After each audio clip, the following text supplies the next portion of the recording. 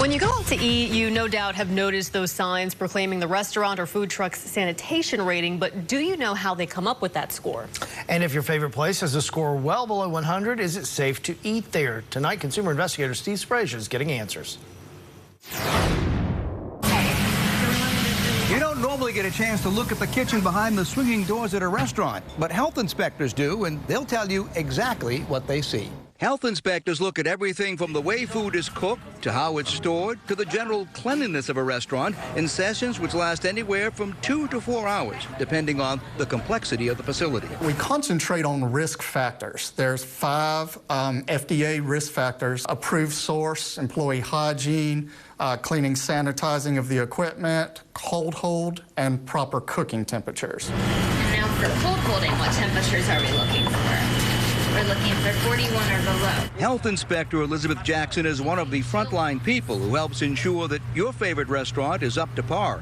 Full-service restaurants like this get inspected 4 times a year, compared to sandwich shops or push carts, which are checked twice a year, or grocery store delis and school lunchrooms, which are inspected 3 times a year. We do use a rating system of A, B, and C throughout the state. Any restaurant that scores below an A rating has the right to ask for reinspection within 15 days. The letter grades correspond to numbers. In A, anywhere from 100 to 90. A B rating runs 89 to 80. To get a C rating, you'd score 79 to 70. And anything below a C is a closure. At that point, the risk is so high to cause foodborne illness or injury that the facility must close. Some restaurant customers never check ratings, instead trusting that inspectors have done their jobs. I expect that if a restaurant is popular, if there was a problem, that the Department of Health would not allow them to open. In the last 20 years, Wake County's environmental health manager, Ashley Whittington, has seen health inspections transform from just a clipboard with a checklist to more sophisticated visits involving light meters and testing strips. We use these constantly when we're in the dishwash areas and throughout the food prep areas where the facility must maintain containers of sanitizers to sanitize surfaces in between changes of activities.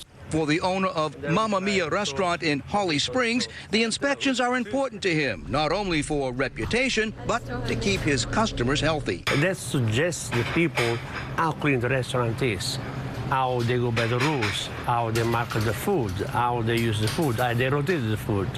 And the people, they wash their hands, they use gloves. This time around, his restaurant got a 94 instead of a 100. It's still an A, but he wants the perfect score again next time. Do you find yourself watching the employees after an inspection and saying, hey, you didn't do this right, you didn't do that right? Generally, we have a meeting, try to make things better for the next time. So we try to follow the rules the best we can. Some restaurant customers have their own personal standards when it comes to sanitation ratings. I'm a 95 and above kind of person. So if it's below 95, you're going to be concerned, right? A little bit. Absolutely. I won't necessarily walk out, depends. I think there's a discrepancy between how important it should be and how important it is perceived to be. We consider everything from an A to a low C to be safe. Where would you stop eating if you had to at a number?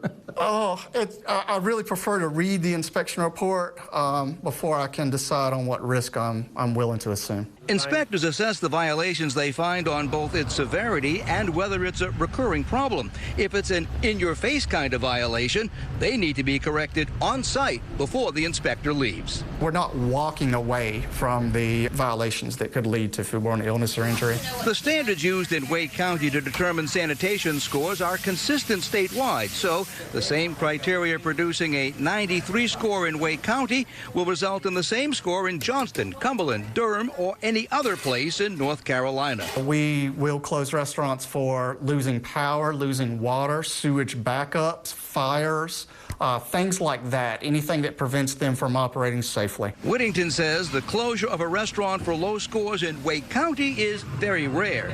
Generally, he says, inspectors try to work with the place to get it a higher level of compliance before it gets to the point where it has to be shut down.